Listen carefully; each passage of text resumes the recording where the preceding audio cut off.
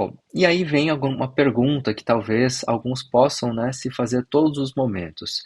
Tudo bem, uma vez que a gente consome então alimentos e esses alimentos contêm substratos para que possamos gerar ATP e consequentemente força muscular para que possamos fazer o exercício físico, como que essas reações acontecem? Quais são essas vias que nos ajudam a fazer exercício físico diariamente? Bom, e a gente pode dividir aqui então basicamente em dois sistemas. Os sistemas anaeróbios, e aí a gente pode ter aqui uma descrição bem simples desse sistema, que basicamente os sistemas anaeróbios eles vão acontecer no citosol, sem a presença do oxigênio, por isso leva o nome aqui de anaeróbio. Geralmente são reações rápidas, ou seja, que vão gerar ATP rapidamente, porém com uma baixa eficiência. Isto é, o corpo, ou seja, esta via, na realidade, ela não vai conseguir produzir ATP de maneira constante e rápida, até porque seria impossível, né? Essas duas constantes elas não andam juntos, né? Juntas. Então, o que nós precisamos entender é que se eu tenho uma via de geração que vai produzir energia rápida, ela vai ser muito mais limitada. Esse que é o porém. Mas isso não deixa de ter ali a sua importância a depender do tipo de exercício físico. E nós também temos o sistema aeróbio, o qual vai acontecer não mais no citosol, e sim na mitocôndria das células, com a presença do oxigênio, de maneira muito mais, entre aspas, lenta, porém com uma eficiência muito maior do que o sistema anaeróbio. Ou seja, aqui a produção de ATP ela vai ser menor, porém ela vai ser muito mais sustentada. Ou seja, ela basicamente é ao contrário do sistema anaeróbio. E ambas são importantes e entendam de uma vez por todas aqui também, caro aluno, que ambos os sistemas eles são importantes e eles vão andar praticamente juntos e não simplesmente eu ativo uma via para depois entrar na outra via. Não, a gente está recrutando ambos os sistemas ao mesmo tempo, de maneira integrada, porém, o que predomina, dependendo de um tipo de exercício, é uma determinada via, enquanto que em outro exercício a gente pode ter a predominância de outras vias de geração de energia, e a gente vai entender um pouquinho mais cada uma delas.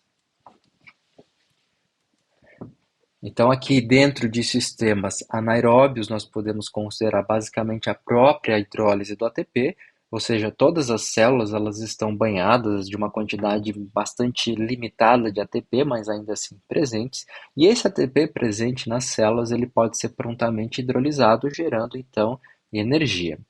Outra via é o sistema fosforilcreatina, o sistema ATP-CP ou o sistema, né, da fosfocreatina, seja como vocês aí desejarem, mas é um sistema que vai utilizar uma molécula importante que é a creatina para que ela faça basicamente uma ressíntese, uma regeneração ali de ATP de maneira bastante rápida, e aqui a gente já consegue entender a aplicação da suplementação da creatina, a qual vai envolver essa via de geração energética.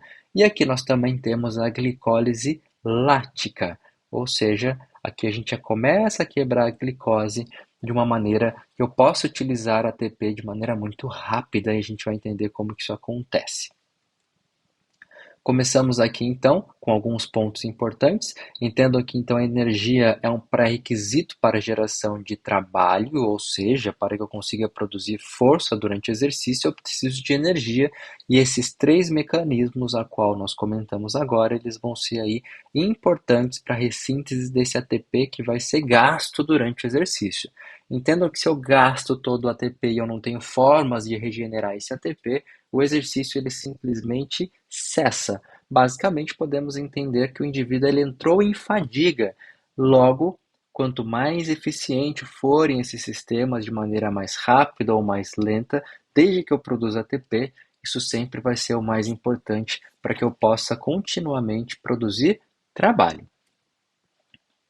E aqui a gente entra na primeira forma de se produzir energia, que é simplesmente a quebra do ATP. Então aqui está a molécula de ATP, basicamente três fosfatos inorgânicos ligados à adenosina, e quando precisamos fazer a quebra desse ATP, a gente vai pegar uma enzima muito importante para isso, chamada ATPase, e essa ATPase vai simplesmente fazer a liberação desse fosfato inorgânico de maneira que eu consiga produzir energia. Uma vez que eu produzir energia utilizando a ATP, a qual vai catalisar essa reação, eu vou produzir então o ADP. E esse ADP ele pode ser ressintetizado ou quebrado novamente, na verdade, mas a gente não vai entrar nessa via.